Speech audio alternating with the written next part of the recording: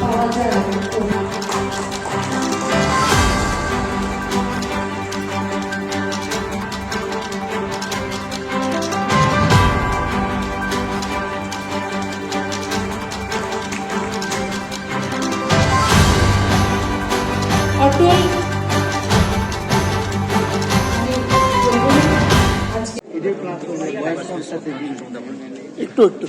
দেখুন, আজকে আমাদের প্রয়াত প্রধানমন্ত্রী ভারতরত্ন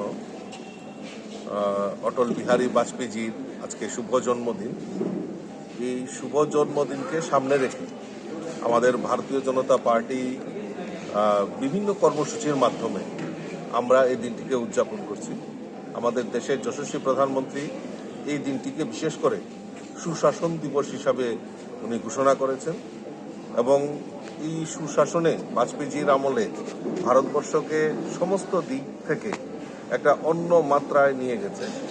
তো কাজেই আমাদের কাছে দৃঢ় চিত্তে আমরা বলতে পারি যে অটল বিহারী বাজপেয়ীজির নেতৃত্বে ভারতবর্ষের একটি যুগান্তকারী পরিবর্তনের আমরা লক্ষ্য করেছি।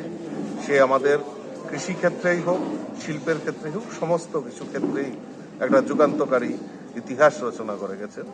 তো কাজেই ওনার এই পবিত্র জন্মদিনটাকে আমরা সুশাসন দিবস হিসাবে আমাদের দেশের প্রধানমন্ত্রী ঘোষণা করেছেন। তৎসঙ্গে আমাদের এই অটল বিহারী বাজপেয়ীজি একজন কবি ছিলেন, সাহিত্যিক ছিলেন। তো ওনার এই দিনে, জন্মদিনে, এই শুভ দিনে ওনার যে কবিতা, ওনার যে উপন্যাস বা যে সাহিত্য চর্চা উনি করেছেন, তো এই ওনার কবিতাগুলি এখানে সকলের মধ্যে যাতে প্রচার প্রসার হয়, সেই লক্ষ্যে আমাদের ভারতীয় জনতা পার্টি আমরাও সারা ত্রিপুরা রাজ্যের প্রত্যেকটি জেলাতে আমরা এই কাব্যাঞ্জলি অনুষ্ঠান আমরা করছি ওনাকে স্মরণ করে। তো তারই অঙ্গ হিসাবে আজকে আমরা এই সদর জেলার তরফ থেকে আমরা এই তুলসীবতী স্কুলে আমরা এই কাব্যাঞ্জলি অনুষ্ঠানের আয়োজন করেছি। কেন আমাদের রাজ্যের প্রাক্তন উপমুখ্যমন্ত্রী এবং আমাদের যিনি ত্রিপুরা রাজ্যের বর্ষিয়ান নেতা আদরণীয় জিষ্ণুদেব বর্মন এখানে উপস্থিত আছেন।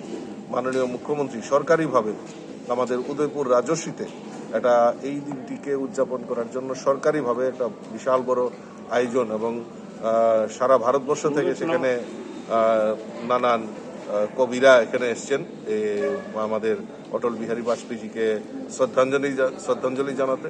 মাননীয় মুখ্যমন্ত্রী সেই উদয়পুরে অবস্থান করছেন সেই অনুষ্ঠানটাকে সার্থক করার জন্য।